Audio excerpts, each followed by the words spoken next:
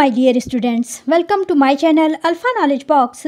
इस वीडियो में आज हम एनसीईआरटी हिंदी क्लास 7th बसंत 2 के पाठ 3 कठपुतली की व्याख्या और भावार्थ को समझेंगे और ये वीडियो इस पाठ की पार्ट 1 वीडियो है।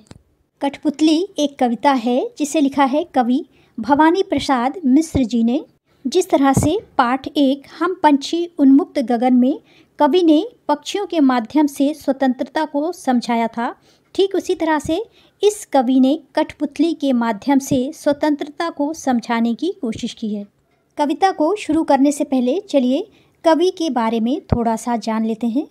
लेखक श्री भवानी प्रसाद मिश्र का जन्म 29 मार्च सन 1913 को मध्य प्रदेश के होशंगाबाद जिले के टिगिरिया गांव में हुआ। वो कविता, निबंध, संस्मरण और बाल साहित्य लेखन में निपुण थे। इनकी प्रमुख रचनाओं में चकित है दुख, नीली रेखा तक, तुर्कों के खेल, अंधेरी कविताएं आदि प्रमुख हैं। कविता के अर्थ को समझने से पहले चलिए कठपुतली शब्द के अर्थ को समझ लेते हैं। कठ का अर्थ होता है काट और पुतली का अर्थ होता है गुड़िया, यानी लकड़ी की गुड़िया को कठपुतली कहते हैं। सामान्यतः कठपुतली लकड़ी या फिर कपड़े की बनी हुई होती है और इसे धागे या डोरी की सहायता से चलाया जाता है। इस पिक्चर में देखिए, इस चित्र में देखिए, ये एक पर्दा लगा हुआ है और यहाँ पर आपको 2 हाथ दिखाई दे रहे होंगे जिसकी उंगलियों से धागे बंधे हुए हैं और इन धागों को कठपुतली के अलग अलग भाग से जोड़ा गया है। जब इन उंगलियों को चलाया जाता है तो ये कठपुतली मूव होती है और इन्हीं धागों की सहायता से ही उसे नचाया जाता है। चलिए अब कविता के अर्थ को समझते हैं। कठपुतली गुस्से से उबली, बोली ये धागे क्यों हैं मेरे पीछे आगे, इन्हें तोड़ दो, मुझे मेरे पाँव पर छोड़ दो।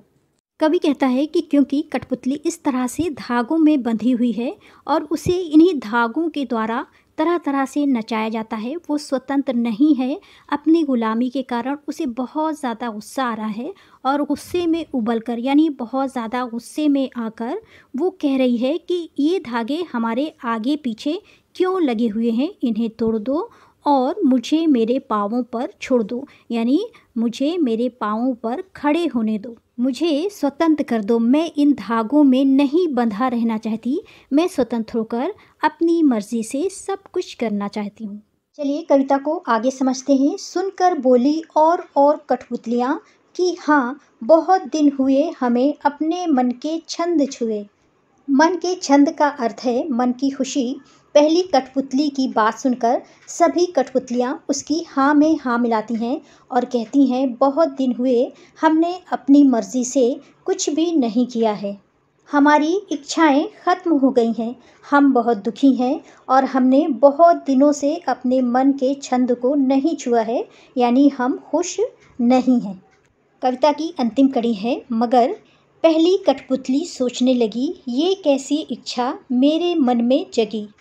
लेकिन जब पहली कठपुतली पर सभी कठपुतली के स्वतंत्र होने की जिम्मेदारी आ जाती है तो वो सोचने लगती है कि ये किस तरह की इच्छा उसके मन में जन्म ले रही है, जाग रही है। चलिए अब कविता के पूरे भावार्थ को समझ लेते हैं। कठपुतली कविता में कवि भवानी प्रसाद मिश्र ने कठपुतलियों के मन की व्यथा को दर्शाया है।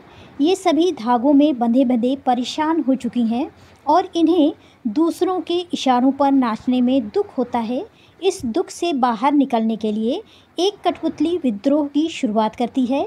वो सब धागे तोड़कर अपने पैरों पर खड़ी होना चाहती है। अन्य सभी कठपुतलियाँ भी उसकी बातों से सहमत हो जाती हैं और स्वतंत्र होने की चाह व्यक्त करती हैं। मगर जब पहली कठपुतली पर सभी की स्वतंत्रता की जिम्मेदारी आती है तो वो सोच में पड़ जाती है। वीडियो के अंत में ये समझ लेते हैं कि इस कविता के माध्यम से कवि क्या संदेश देना चाहता है। कठपुतली कविता के माध्यम से कवि संदेश देना चाहता है कि आज़ादी का हमारे जीवन में महत्वपूर्ण स्थान है, अतः स्वतंत्र होना और उसे बनाए रखना बहुत ज़रूरी है, भले ही ये कठिन क्यों ना हो। This is the end of video. Next video में इस पाठ के प्रश्न उत्तर को करेंगे। Thanks for watching. अगर आपको ये वीडियो अच्छी लगी हो तो मेरे चैनल को लाइक, शेयर एंड सब्सक्राइब करें।